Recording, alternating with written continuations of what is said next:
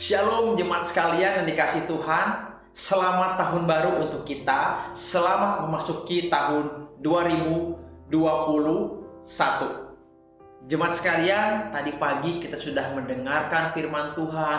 Kita sudah beribadah di awal tahun ini. Dan tetapi meskipun kita sudah beribadah, Tuhan masih memberikan kita kesempatan agar kita dan keluarga kita bisa sama-sama berkumpul di rumah masing-masing dan merenungkan kebenaran firman Tuhan.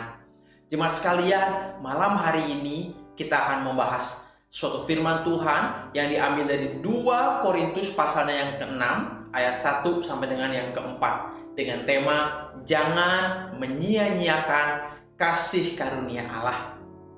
Mari sebelum merenungkan firman Tuhan, kita bersatu di dalam doa. Bapa kami yang bertahta di dalam kerajaan surga, kami bersyukur di awal tahun ini kami bukan hanya dapat beribadah tadi pagi, tetapi kami juga di rumah malam hari ini bisa berkumpul bersama keluarga dan bisa sama-sama untuk merenungkan firman Tuhan.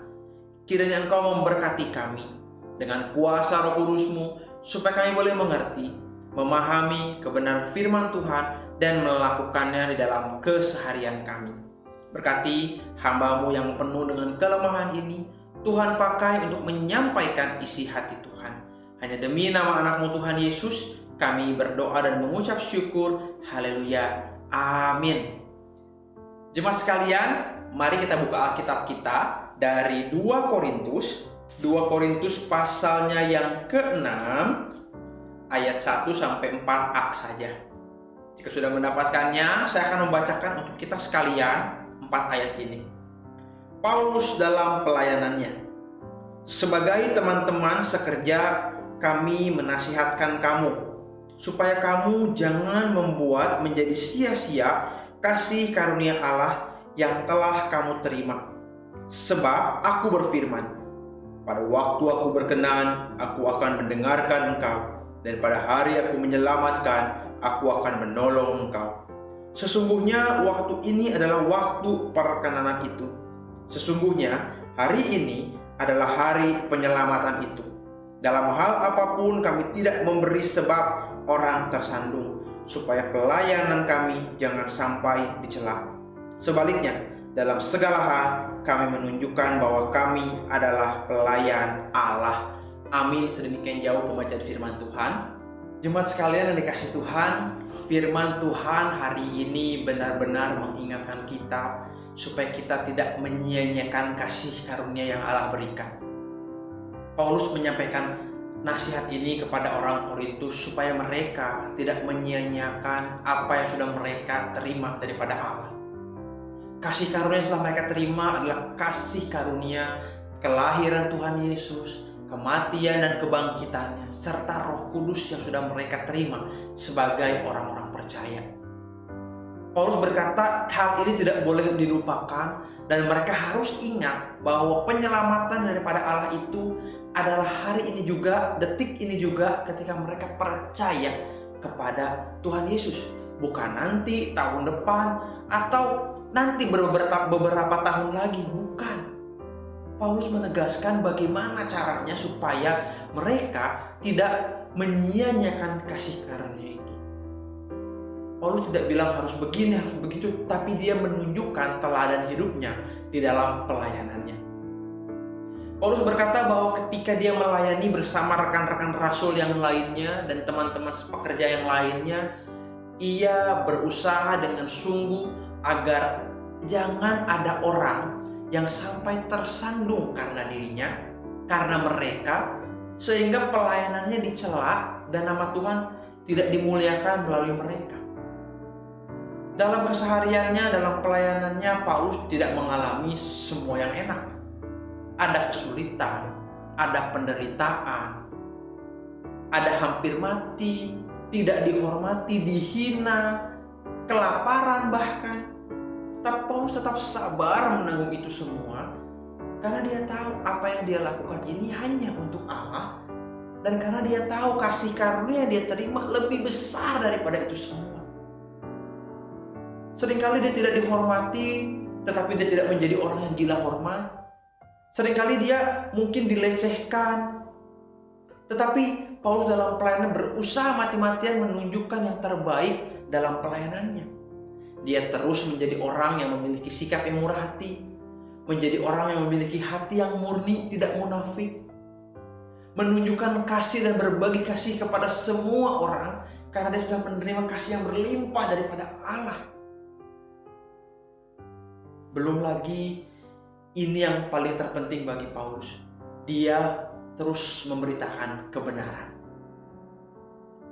Dan meskipun orang lain tidak percaya, tetapi di tengah itu semua dia tetap menjadi orang yang dapat dipercayai. Bahkan Paulus mengatakan, meskipun dia miskin tapi dia memperkaya orang. Secara rohani tentunya.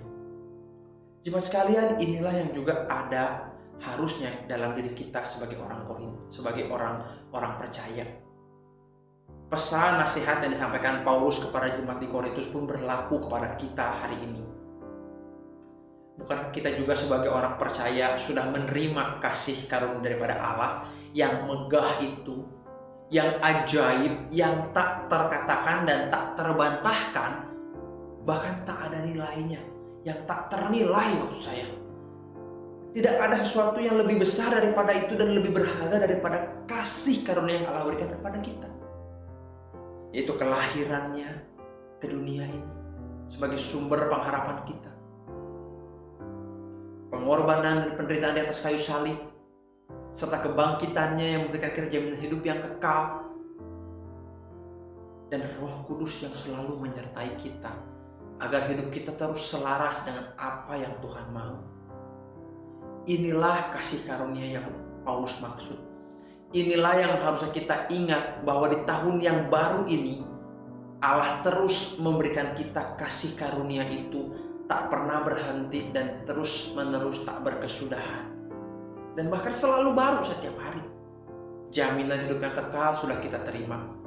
Tetapi mari renungkan untuk memasuki esok di hari yang kedua bulan Januari di tahun yang baru. Mari kita buat resolusi. Mari kita berikan teladan kepada banyak orang. Saya orang percaya yang dapat dipercayai, yang penuh dengan kasih, yang tidak munafik, yang selalu memberitakan kebenaran, rela berkorban, dan sabar menanggung segala penderitaan yang kita alami hari ini. Bukan semata-mata karena kesalahan kita, tetapi karena itu adalah hal yang harus kita lalui sebagai orang percaya. Karena Tuhan sudah memberikan kita kemampuan untuk itu semua. Dan Tuhan sudah memberikan kita yang terbaik buat kita. Mengapa kita tidak memberikan yang terbaik buat Tuhan? Jemaat sekalian dikasih Tuhan, hari ini mari renungkan bersama keluarga. Barangkali hari ini sampai detik ini kita masih belum juga seperti orang yang sudah menerima kasih karunia itu. Bahkan kita dikatakan seperti orang-orang yang tidak bertanggung jawab atas kasih karunia yang kita terima. Kita menyia-nyiakannya begitu saja. Mungkin orang melihat kita sebagai orang Kristen yang tidak bisa dipercaya, tidak menjadi teladan, pekerjaan tidak benar mungkin, atau bahkan kita punya kemampuan, kita sia-siakan juga talenta kita mungkin, dana kita mungkin yang Tuhan percayakan sama kita, atau bahkan kesempatan pelayanan yang Tuhan berikan itu juga disia-siakan oleh kita. Kita tolak, kita lakukan biasa-biasa saja. Dan juga mungkin atau hidup kita, kesehatan kita. Mari renungkan pertanyaan-pertanyaan ini bersama dengan keluarga, dan biarlah ketika kita men-sharingkannya bersama keluarga, merenungkannya, kita bisa mendapatkan solusi atau resolusi yang terbaik yang sesuai dengan kehendak Allah. Sehingga selama tahun yang baru ini, bahkan sampai selama-lamanya, kita memuliakan Allah di dalam hidup kita beserta keluarga kita. Mari jemaat sekalian, kita bersatu dalam doa. Tuhan Yesus, kami bersyukur buat firman-Mu. Kami bersyukur kalau kami diingatkan supaya kami menjadi anak-anak-Mu, umat-Mu yang tidak menyia-nyiakan kasih karunia kami yang telah Engkau berikan kepada kami. Ampuni kami Tuhan, kalau kami seringkali menyia-nyiakannya. Ampuni kami Tuhan kalau kami seringkali tidak hidup berkenan di hadapan-Mu. Pimpin kami dengan kuasa Roh Kudus-Mu. Kami beserta dengan keluarga kami, pribadi lepas pribadi, sehingga kami bisa melakukan yang terbaik dalam keseharian kami. Dan kami bisa menunjukkan kepada semua orang bahwa hidup kami adalah sebagai anak-anak Tuhan yang tidak menyia-nyiakan kasih karunia itu. Sehingga nama-Mu dimuliakan di dalam keluarga kami, di dalam diri kami masing-masing. Dan demi nama anak-Mu Tuhan Yesus, kami berdoa dan mengucap syukur. Haleluya. Amin. Jemaat sekalian, demikianlah mesbah keluarga kita. Sampai jumpa di mesbah keluarga minggu depan. Tuhan Yesus memberkati. Shalom.